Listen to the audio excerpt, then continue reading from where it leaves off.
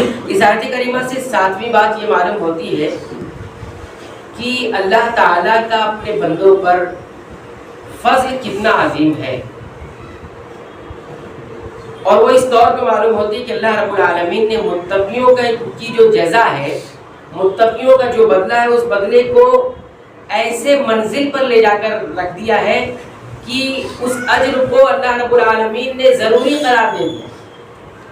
مطلب یہ ہے کہ بندے کو، متقی بندے کو یہ اجر مل کر ہی رہے گا۔ کیا فرمایا؟ اعدت للمتقین، جنت متقیوں کے لیے تیار کی گئی ہے، اور آخر میں کیا کہا؟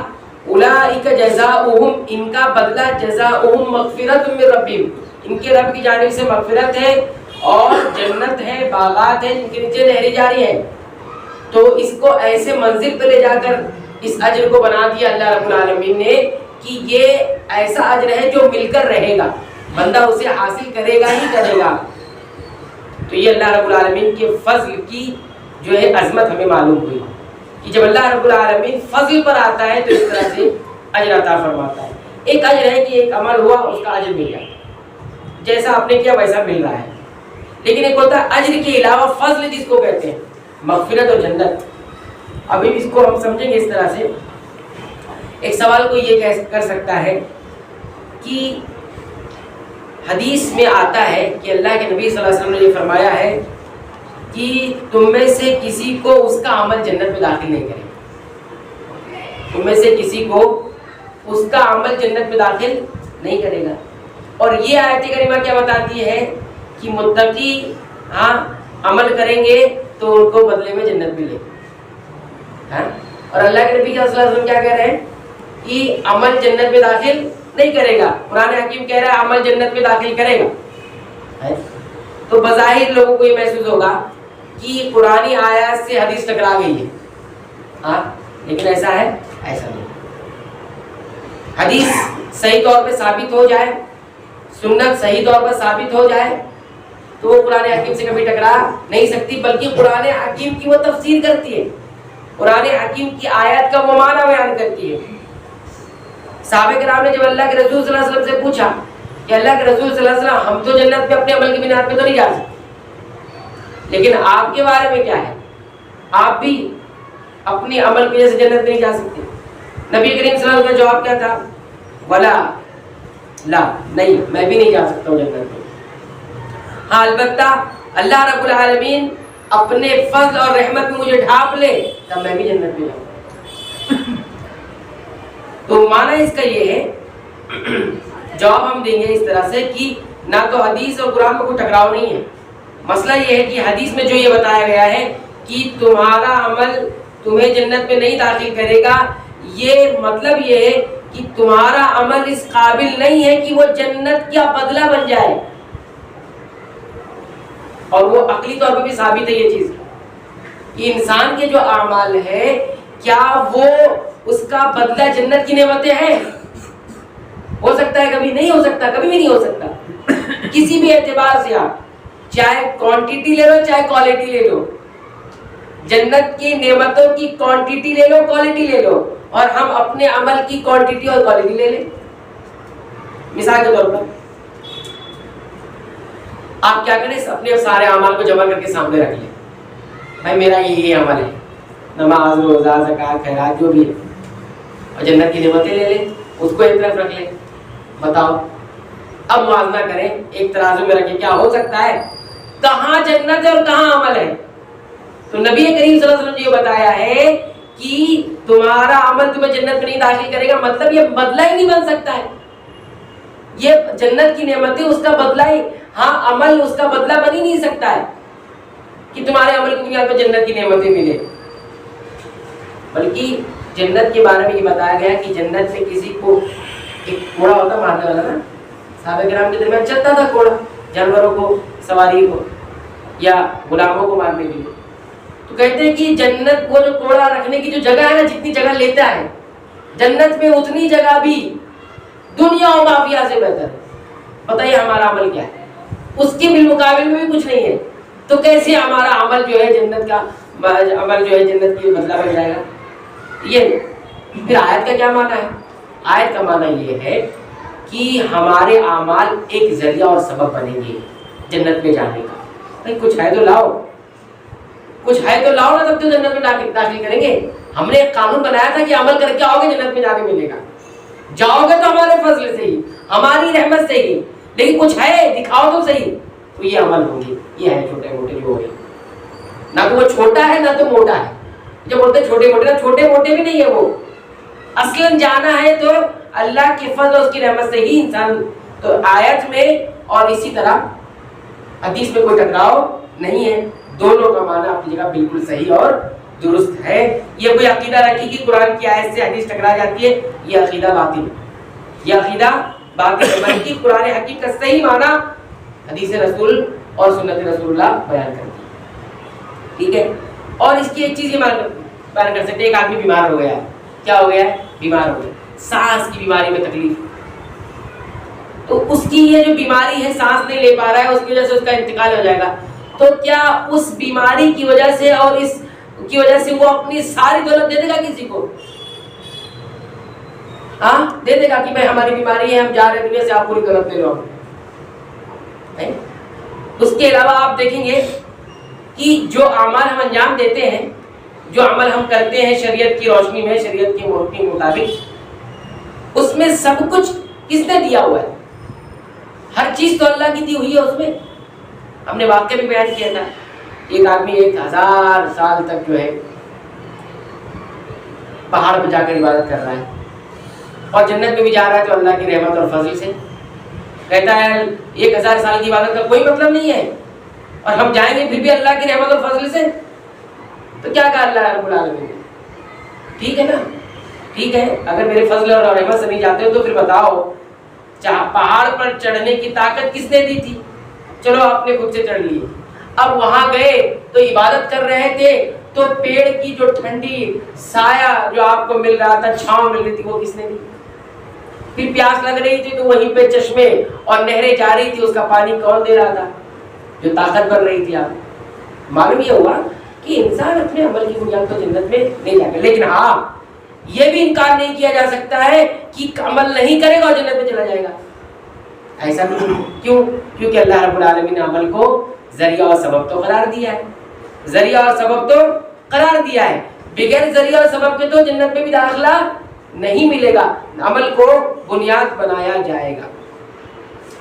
اسی طرح آپ یہ دیکھیں کہ انسان کو اتنی نعمتیں عطا کی رکھی ہے کہ اس نعمت کا کوئی مقابلہ عمل نہیں کر سکتا، کوئی عمل بھی نہیں کر سکتا. ایک آنکھ بینائی ہے نا ہماری، اللہ رب العالمین نے عطا کی ہے. بینائی کا مقابلہ کوئی انسان کا کوئی عمل کر سکتا ہے؟ نہیں کر سکتا. اچھا آپ بتائیے، اکثر ایک مثالیں میں دیتا ہوں، علماء بھی دیتے ہیں کہ آپ کی جو ہے ایک آنکھ، دونوں آنکھ چلے جائیں. کیا ہے؟ دونوں آنکھ چلے جائیں، آپ کو نظر نہیں آئے. اور کوئی انسان ایسا آئے اور آپ کو اپنی دونوں آنکھیں دے دے، بھائی آپ میری آنکھ لے لیجیے. بتائیے اس کے شکر کے لیے آپ کیا کریں گے؟ کیا کر سکتے ہیں اس کے شکر؟ کچھ اس کا بدلہ دے سکتے ہیں آپ اس کو جس نے آپ کو آنکھیں دے دی اپنی؟ بلکہ آپ انسان اتنا کہہ سکتا ہے کہ بھائی ہم زندگی بھر تمہاری غلامی کریں گے. کیا اس دو آنکھ کا وہ بدل کر دیا اس نے؟ نہیں کر سکتا. تو ہمارا کون سا عمل اس کے، اور وہ آنکھ جو اس کی اپنی نہیں ہے، اس کو بھی اللہ نے دی ہوئی. اور یہاں آنکھ ہم کو اللہ نے عطا کی، صرف ایک آنکھ کی بات کر رہا ہوں. بلکہ اتنا ہی نہیں، ایک نوالا انسان جب کھاتا ہے، کہتے ہیں علماء کہ ایک نوالا کھاتا ہے تو کئی ایک نعمتوں کا استعمال وہ کرتا ہے. نوالا اٹھایا تو یہ سینس ہے ہاتھوں میں، سینس. بتائیے جس کا سینس ختم ہو جائے نا، زندگی اس کی جہنم جیسی ہو جائے. سینس، ہاتھ کا سینس جو ہوتا ہے نا وہ. پھر وہ قریب لایا تو پھر ناکوں کا استعمال ہو رہا ہے. خوشبو، آدمی کو جب تک خوشبو نہ آئے تو کھانا بھی نہ کھائے. خوشبو کے بغیر تو کھانے کا ذائقہ بھی ختم ہے. پھر اس کے بعد منہ میں ڈالتا ہے تو منہ میں ڈالنے کے بعد ذائقے کی نعمت. پھر ذائقے کے بعد اس کھانے کو پچانے کے لیے، ہضم کرنے کے لیے لکوڈ نکلتے ہیں منہ کے چاروں طرف سے. وہ لکوڈ بھی انسان کا سوکھ جاتا ہے نا، کھانا نہیں کھا سکتا ہے. بعض لوگوں کی بیماری بھی ہو جاتی ہے، لکوڈ سوکھ جاتا ہے تو نوالا نیچے نہیں اترتا کچھ ہی وجہ سے. پھر وہ لکوڈ ہوا، پھر اس کے بعد گلے سے اتر کے دھیرے دھیرے نیچے جاتا ہے. بعض لوگوں کو بیماری ہوتی، گلا سوکھ جاتا ہے تو کھانا بھی نیچے نہیں اترتا. ایک نوالے کے اندر نعمت ہے، تو پھر کیوں نہ ہم کھانا کھانے کے بعد الحمدللہ کہیں. شریعت کے جو امور بتائے گئے، جو احکام ہے، وہ اسی لیے ہے کہ انسان اپنی زبان سے اللہ کی تعریف اپنے الفاظ میں نہیں کر سکتا. اس لیے ضابطہ ہے کہ وہی تعریف کی جائے کہ جس تعریف کے الفاظ رسول اللہ صلی اللہ علیہ وسلم نے سکھائے ہیں. اپنے طور سے کچھ نہیں کر سکتا. اگر کوئی کرتا ہے تو یہ بتاتا ہے کہ یہ تعریف اللہ کی تعریف سے بھی اچھی ہے. تو کہنے کا مقصود یہ ہے کہ نہ تو حدیث کے اور آیات میں کوئی ٹکراؤ ہے، بلکہ اتنی نعمتیں اللہ نے دے رکھی ہے کہ وہ نعمت کا مقابلہ عمل نہیں کر سکتا ہے. بلکہ اہل علم میں کہتے ہیں کہ اگر آپ کو شکر کرنے کی توفیق مل جائے تو یہ بھی اللہ کی ایک نعمت ہے.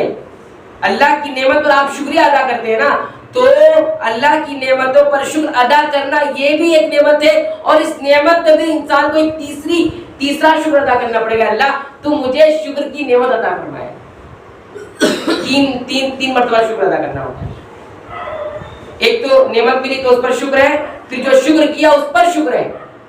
اس لیے اللہ تعالیٰ نے کیا کہا، وَقَلِيلٌ مِّنْ عِبَادِيَ الشَّكُورُ. میرے بندوں میں بہت تھوڑے بندے ایسے ہیں جو شکور ہیں، یعنی شکر ادا کرتے ہیں. بہت تھوڑے ہیں، اکثر تو نعمتوں کی ناشکری میں ہے، پڑے ہوئے ہیں. اس کے بعد یہ بتایا گیا کہ گناہ پر مصر رہنے والا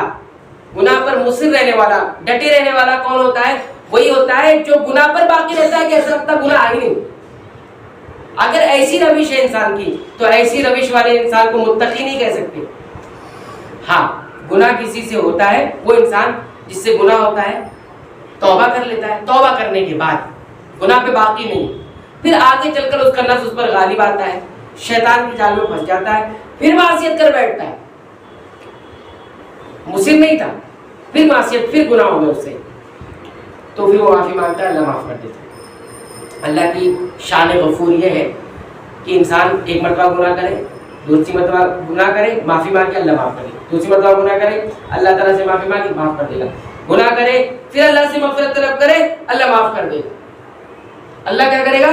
معاف کر دے گا. یہ اللہ رب العالمین کی شان غفاریت ہے، معاف کر دیتا اللہ رب العالمین. اور اس لیے یہ کہا گیا کہ اللہ کی رحمت سے مایوس کبھی نہیں ہونا چاہیے. اللہ کی رحمت سے گناہ ہو جائے، اگر گناہ ہونے کے بعد انسان اگر مایوس ہو جائے کہ میرے گناہ معاف نہیں ہوں گے، تو یہ انسان کو بہت خطرناک مقام پر لے جائے گا. انسان کفر تک پہنچ جائے گا، پھر اس کو پھر جو چاہے وہ کرے گا. تو اس لیے یہ کہا جاتا ہے کہ لیکن یہ ہے کہ اس بار بار گناہ کرنے والا اس نیت کے ساتھ گناہ کرتا ہے کہ پھر گناہ کروں گا، معافی مانگوں گا، تو پھر یہ توبہ اس کی صحیح نہیں ہوگی. یہ کس کے لیے بتایا گیا ہے؟ جو توبہ کرتے وقت یہ عزم کر لیتا ہے کہ دوبارہ یہ گناہ نہیں کرنا ہے، اس کے لیے ہے معافی، اس کے لیے سوا، اس کے لیے اللہ کی یہ شان ہے، سب کے لیے نہیں. اور گناہ کرتے توبہ کرتے وقت یہ بھی ارادہ کرتا ہے کہ اگلی بار پھر کریں گے تو پھر معافی مانگ لیں گے، تب اس کے لیے توبہ ہی درست نہیں ہوگی، توبہ قبول ہی نہیں ہے، توبہ قبول ہی نہیں ہے. تو بہرحال یہ ساتویں بات تھی جو ہم نے آپ کے سامنے رکھی، آخری بات تھی، یہ آیت کریمہ سے معلوم ہوتی. اللہ تعالیٰ سے دعا کرتے ہیں رب العالمین تو ہمیں متقیوں کی فہرست میں ہمیں شامل کر دے، متقیوں کی صفات اپنے اندر پیدا کرنے کی توفیق عنایت فرما. رب العالمین ہم سے جو کچھ بھی گناہ کیے ہوئے ہیں، رب العالمین ہم سے استغفار کرتے ہیں، تجھ سے مغفرت مانگتے ہیں، تیرا فضل تجھ سے مانگتے ہیں، تیری رحمت تجھ سے مانگتے ہیں. ہم تیرے بندے ہیں، خطا کار بندے ہیں، ہم دن رات گناہ کرتے ہیں، دن میں بھی گناہ کرتے ہیں، رات میں بھی گناہ کرتے ہیں. رب العالمین تو ہمارے تمام گناہوں کو معاف فرما. ہم دوبارہ اس گناہ کو ہم نہیں کریں گے، رب العالمین اس کا عزم کرتے ہیں. سچی توبہ اللہ رب العالمین سے کریں گے تو رب العالمین کی شان غفاریت ہم ضرور دیکھیں گے.